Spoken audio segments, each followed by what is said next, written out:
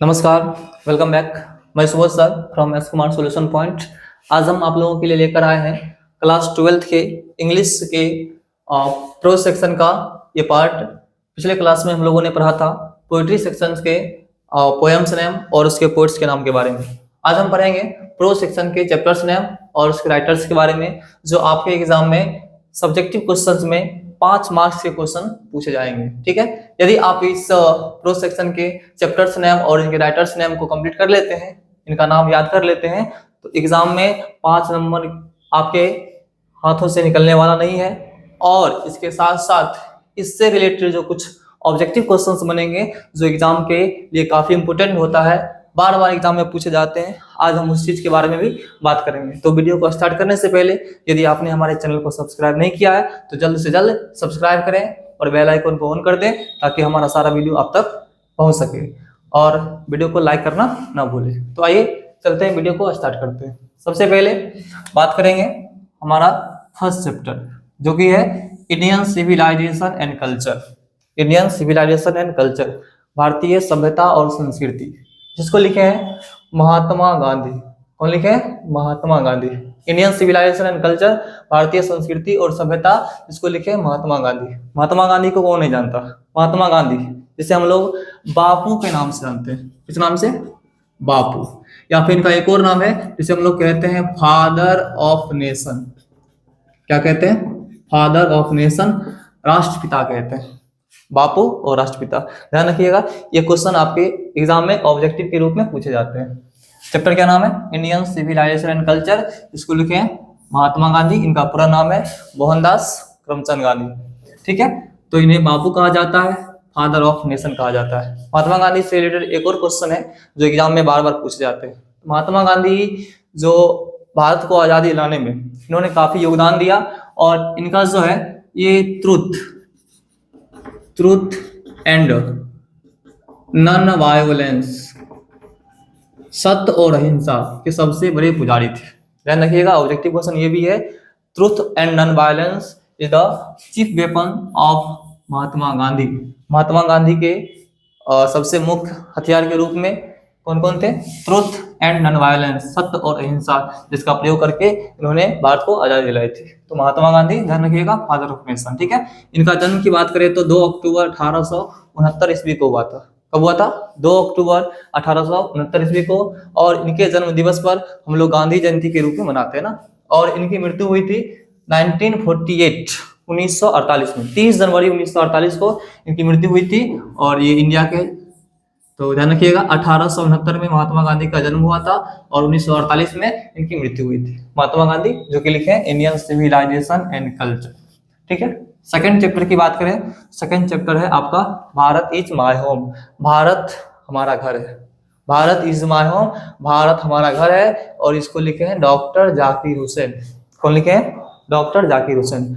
Doctor Zakir Hussain के बारे में जान लीजिएगा। डॉक्टर जाकिर हुसैन जो है 1967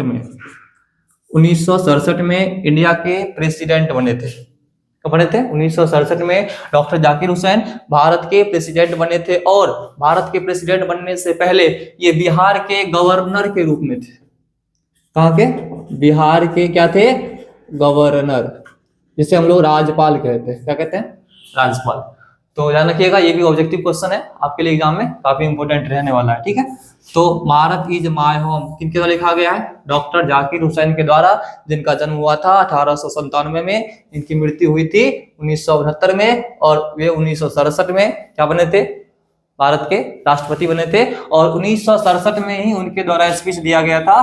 और इसी स्पीच का पार्ट है ये Bharat is my home, Bharat हमारा क्या है? घर है। ठीक है, ध्यान रखिएगा। अगला चैप्टर है a pinch of snuff. A pinch of snuff, एक चुटकी सूंगनी ना, सूंगनी, सनफ, सूंगनी नशीला पदार्थ होता है। ए पिंच ऑफ सनफ, एक चुटकी सूंगनी, जिसके राइटर हैं मनोहर मालगोनकर। कौन है? मनोहर मालगोनकर, जिसमें चर्चा किया गया था, ध्यान रखिएगा, नानू काका के बारे में। किसके बारे में? नानू काका के बारे में, जो इस ए पिंच ऑफ सनफ के जो स्टोरी है, इसके चीफ कैरेक्टर है, प्रमुख पात्र हैं, जो आए थे मनोहर मालगोनकर के घर, और यहाँ आए थे कुछ मंत्रियों से मिलने के लिए, सब मिनिस्टर। ध्यान रखिएगा, नानू काका इस पिंच ऑफ सनफ के चीफ कैरेक्टर है और इस चैप्टर को लिखे हैं मनोहर मालगुनकर। मनोहर मालगुनकर इंडिया के राइटर हैं और इनका जन्म हुआ था 1913 में। कब हुआ था? 1913 में। मनोहर मालगुनकर का जन्म कब हुआ था? 1913 में। और इनकी मृत्यु कब हुई थी? इधर 2010 में, हाल फिलहाल में हुई है। और इनकी मृत्यु के बारे में किताब में दिया हुआ नहीं है। इसका मतलब यह है कि जब किताब प्रकाशित हुआ था तब ये जीवित थे। ठीक है, तो ये क्वेश्चन लगभग नहीं पूछा जाएगा, ध्यान रखिएगा इनका डेट ऑफ बर्थ। तो ए पिंच ऑप्शन अब कौन लिखे हैं? मनोहर मालगुनकर। मनोहर मालगुनकर का जन्म कब हुआ था? 1913 में। और ए पिंच ऑप्शन में किसके बारे में कहानी है? नानू काका के बारे में। ठीक है, जो कि इनके मैटरनल अंकल है। मनोहर मालगुनकर की कौन है? मैटरनल अंकल, मामा जी से बोलते हैं ना, माँ के भाई। ठीक है, ए पिंच ऑप्शन हो गया। अगला चैप्टर है I have a dream. I have a dream, मेरा एक सपना है। और इस शब्द को ध्यान रखिएगा, आई हैव ए ड्रीम, मेरा एक सपना है। इसको लिखे हैं मार्टिन लूथर किंग जूनियर। यह भी एक स्पीच है। यह भी क्या है? स्पीच है। मार्टिन लूथर किंग जूनियर के द्वारा दिया गया है आई हैव ए ड्रीम, जो कि अमेरिका के, कहाँ के? अमेरिका के। और इनका जन्म हुआ था 1929 में। इनकी मृत्यु हुई थी 1968 में। जिस स्पीच में ये भाषण देते हैं नेग्रो जाति के लिए, नेग्रो समुदाय के लिए, जो अमेरिका के ब्लैक पीपल भी कहे जाते हैं। नेग्रो लीडर भी थे ये, ध्यान रखिएगा। Martin Luther king junior. कौन सा स्पीच है इनका? I have a dream. इनका जन्म हुआ था 1929 में, मृत्यु हुआ था 1968 में। ठीक है, अगला चैप्टर है आपका ideas that have helped Mankind. Ideas that have helped man, मतलब वे विचारधाराएं जिन्होंने मानवता को विकास के लिए काफी मदद किया, काफी हेल्प किया। ठीक है, ideas that have ideas that have helped Mankind, इसको लिखे हैं बर्ट्रांड रसेल। कौन लिखे?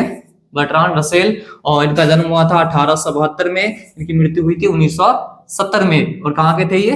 इंग्लैंड के थे। ठीक है, इंग्लैंड के। तो ideas that have helped Mankind कौन लिखे हैं? Bertrand Russell. Bertrand Russell. ठीक है, अगला चैप्टर है द आर्टिस्ट, कलाकार। द आर्टिस्ट, कलाकार।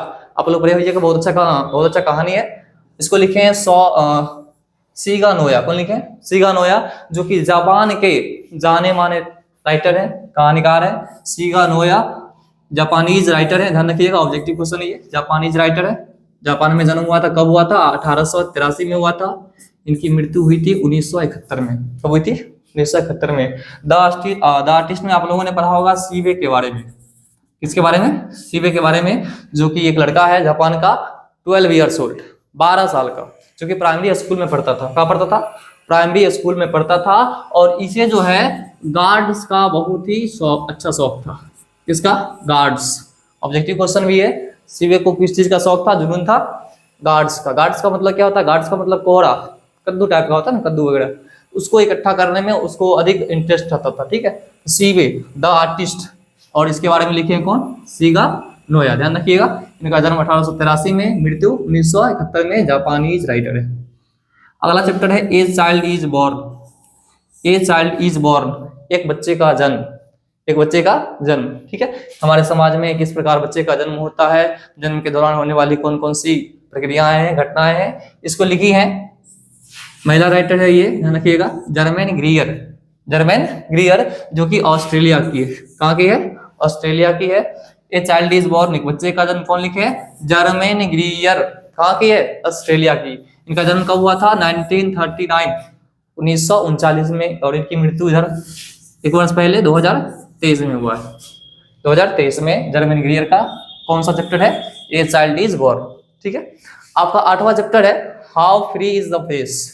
How free is the press, यानी प्रेस मीडिया ना, उसकी how free is the press, कैसी स्वतंत्रता है, उसे कौन कौन से अधिकार दिए गए हैं ना, इसको लिखे हैं डोरोथी एल सायर्स। यह भी एक महिला राइटर है, डोरोथी एल सायर्स, जो कि इंग्लैंड की है। और इनका जन्म हुआ था 1893 में और इनकी मृत्यु हुई थी 1957 में। ठीक है, how free is the press कौन लिखे हैं? Dorothy L सायर्स।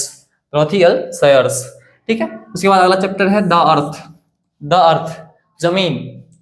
जमीन के बारे में कहानी है एक, जिसको लिखा गया H.E. बेट्स के द्वारा। किन द्वारा? H.E. बेट्स के द्वारा द अर्थ। इसमें भी एक लड़के का चर्चा किया गया है, जिस लड़के का नाम है बेंजी। बेंजी, इसके फादर का नाम था जॉनसन। क्या नाम था? जॉनसन। जॉनसन एक फार्मर था, किसान था, जिसका बेटा था ये बेंजी। और यह लड़का जो था बड़ा ही सिंपल माइंडेड था। कैसा था? सिंपल माइंडेड था ना, बहुत ही मंदबुद्धि टाइप का था, जिसके बारे में बताया गया है ना, धीरे धीरे वह एक अच्छा व्यक्ति बनता है, अपने इलाके का बहुत बड़ा व्यक्ति बन जाता है ना। तो बेंजी इस द अर्थ का चीफ कैरेक्टर है। द अर्थ को कौन लिखे हैं? H.E. बेट्स। H.E. बेट्स का जन्म कब हुआ था? 1905 में। इनकी मृत्यु कब हुई थी? 1974 में। जन्म कहाँ में हुआ था? इंग्लैंड में, ध्यान रखिएगा, इंग्लैंड। द अर्थ कौन लिखे हैं? H.E. बेट्स। जन्म कब हुआ था? 1905 में। और इनकी मृत्यु कब हुई थी? 1974 में। और इस समय एक किसान है जो कि जॉनसन, और उसका ये बेटा है बेंजी, जो कि सिंपल माइंडेड है। ठीक, अगला है India through a travellers eyes. India through a travellers eyes, एक तीर्थ यात्री की नजर में, एक यात्री की नजर में भारत कैसा है? भारत ना, जो लिखे हैं Pearl S Buck. Pearl S Buck जो कि अमेरिका की है। कहाँ की है? अमेरिका की है। एक चीज और ध्यान रखिएगा, इसके बारे में क्वेश्चन पूछा जाता है। बाय बर्थ यह पर्ल एस बक अमेरिका की है, लेकिन आगे चल करके वह चाइना चली गई थी। कहाँ? चाइना में जाकर सेटल हो गई थी पर्ल एस बक। अब इस पर्ल एस बक को इंडिया के बारे में ढेर सारी कहानियां, इसके बारे में विशेषता, यहाँ के कल्चर, सभ्यता, संस्कृति के बारे में बताया करते थे। इसके एक फैमिली डॉक्टर थे। कौन थे बोलो? Family doctor. अब family doctor and his wife, और उसकी पत्नी, जो कि खुद इंडियन थे। कहाँ थे? इंडियन थे। ये भी ऑब्जेक्टिव क्वेश्चन है आपका, जो इस चैप्टर से बहुत बार एग्जाम में पूछा गया, ध्यान रखिएगा। India through a travellers eyes लिखा गया है पर्ल एस बक के द्वारा, और पर्ल एस बक का जन्म हुआ था 1892 में। इनकी मृत्यु हुई थी 1973 में। जन्म कहाँ हुआ था? अमेरिका में। और बाद में चल करके ये कहाँ चले गए थे? कहाँ गए थे? चाइना चले गए थे। ठीक है, और ध्यान रखिएगा, इसके जो फैमिली डॉक्टर थे वे कहाँ के थे? इंडियन थे। ठीक है, अगला चैप्टर है आपका, लास्ट चैप्टर है a marriage proposal. A marriage proposal, शादी का प्रस्ताव। शादी का प्रस्ताव, जिसमें आप लोगों ने पढ़ा होगा, इसमें 3 कैरेक्टर है। कितने कैरेक्टर हैं? 3 कैरेक्टर हैं। इसमें एक है चुबको, और उसकी 25 वर्ष की बेटी है नतालिया। ध्यान रखिएगा, नतालिया किसकी बेटी थी? चुबकोव की। उसका एज कितना था? 25 वर्ष। और उसी का एक पड़ोसी है, नेबर, जिसका नाम है लोमोव। क्या नाम है? लोमोव। वह 35 इयर्स का एक लैंड ऑनर है। लैंड ऑनर का मतलब होता है जमींदार, जिसके बारे में बताया गया है। और नतालिया और लोमोव के बीच शादी का प्रस्ताव वगैरह होता है, जिसको इस पार्ट में बताया गया है। और इसको लिखे एंटन चेखोव। कौन लिखे? एंटन चेखोव लिखे हैं। और कब इनका जन्म कब हुआ था? 1860 में। इनकी मृत्यु कब हुई थी? 1904 में। ध्यान रखिएगा, रसिया, ये रूस के राइटर है। किस देश के हैं? रूस के राइटर हैं एंटन चेखोव, जो लिखे ए मैरिज प्रपोजल। ये है आपका टोटल 11 चैप्टर, जो कि आपके एग्जाम में इससे 5 मार्क्स का क्वेश्चन पूछा जाता है, जो कि आपको मैच करना होता है। क्वेश्चन नंबर 6 का ABCD जो में हो सकता है, तो ध्यान रखिएगा, ये आपके लिए काफी इंपोर्टेंट रहेगा। और आप लोग जब भी इसको मैच कीजिएगा, तो पिछले वीडियो में भी बताया था हमने कि मैच किस तरह से करना है। यदि आप लोगों ने पिछला वीडियो नहीं देखा है, तो प्लेलिस्ट में दिया हुआ है, आप लोग पिछले वीडियो को जरूर देखें। और इस चीज को ध्यान रखिएगा, जब भी आप इसको मैच कीजिएगा तो सामने सामने मैच कीजिएगा, कभी भी क्रॉस मैच करने की कोशिश नहीं कीजिएगा। ये आपका 11 चैप्टर है, टोटल आपका हो गया 10 और 11 21 चैप्टर हो गया।